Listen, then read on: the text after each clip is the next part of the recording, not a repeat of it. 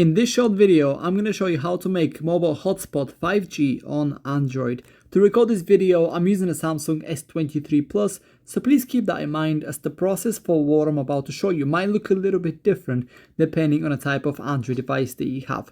So the first thing I want you to do is to head over to the top side of your screen and then scroll down once more. Now look for your mobile hotspot shortcut. As you can see, mine is right here.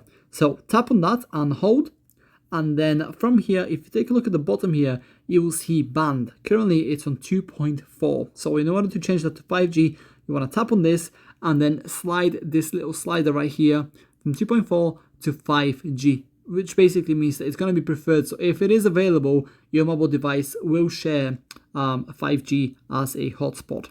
And yeah, now, if you can find the setting that way I just showed you, what you can do is head back and then basically click on your settings and from the connections here, click on that and then scroll down a little bit until we get to the mobile hotspot and tethering. Click on this and then click on mobile hotspot on the top and then that will take you to the same page again. So click on band and then change this to here, and just like that, your mobile hotspot is now going to distribute 5G.